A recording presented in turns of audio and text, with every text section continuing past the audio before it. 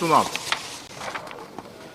സ്കൂളുകളിൽ കുട്ടികൾക്ക് നേരെ ഉണ്ടാകുന്ന അതിക്രമങ്ങളെ സംബന്ധിച്ചിട്ടുള്ള വാർത്തകളൊക്കെ പുറത്തു വരുന്നുണ്ട്.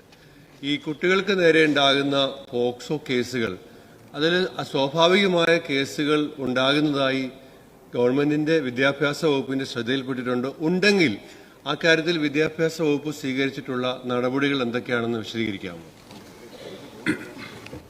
സർ, പൊതുവിദ്യാഭ്യാസ വകുപ്പിന് കീഴിൽ റിപ്പോർട്ട് ചെയ്തിട്ടുള്ള പോക്സോ കേസുകൾ 77ആണ്.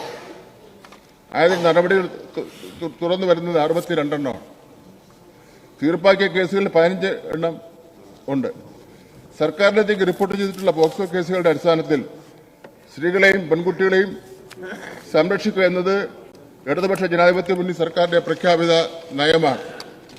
സർ, അച്ചടക്ക നടപടി സ്വീകരിച്ച് വരുന്ന പോക്സോ കേസുകളിൽ 1 വർഷത്തിലേറെ ആയിട്ടും അച്ചടക്ക നടപടിയും തുടർ നടപടി എടുക്കാത്ത കേസുകളിൽ കർശനമായ അച്ചടക്ക നടപടി സ്വീകരിക്കണമെന്ന് സർക്കാർ ബന്ധപ്പെട്ടവർക്ക് നിർദ്ദേശം നൽകിയിട്ടുണ്ട്.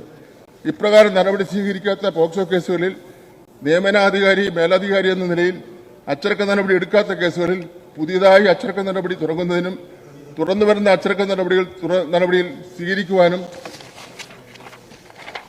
പൊതുവിദ്യാഭ്യാസ ഡയറക്ടറെ ചുമതലപ്പെടുത്തിക്കൊണ്ട് ഗവൺമെന്റ് ഉത്തരവായിട്ടുണ്ട്. സർ, പോക്സോ കേസുകളിൽ കുറ്റാരോപിതർക്കെതിരെയുള്ള അച്ചടക്ക നടപടികൾ കർശനമാക്കുന്നതിനും ശിക്ഷ ഉറപ്പാക്കുന്നതിനും സർക്കാരിൽ നിന്ന് നിരവധി നടപടികൾ സ്വീകരിച്ചിട്ടുണ്ട്.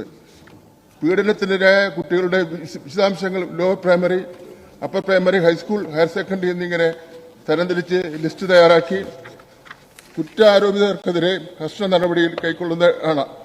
സർവീസിൽ നിന്ന് പെൻഷൻ പറ്റി പിരിഞ്ഞവർക്കെതിരെയും നിയമം അനുശാസിക്കുന്ന ശക്തമായ നടപടികൾ കൈക്കൊള്ളുന്നതാണ്.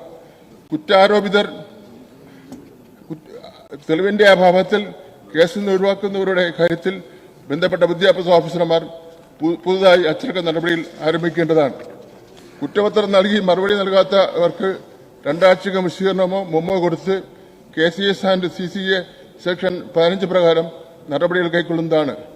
വിശദീകരണ മെമ്മോ നൽകിയവരുടെ കാര്യത്തിൽ KCS CCA സെക്ഷൻ 8 പറഞ്ഞിരിക്കുന്ന മേജർ ശിക്ഷാ നടപടി ഉടൻ കൈക്കൊള്ളുന്നതാണ്. സർ, ഇത്തരം ഈ ആൾക്കാർക്ക് എതിരെ കർശനമായ നടപടി സ്വീകരിക്കുന്നതാണ്.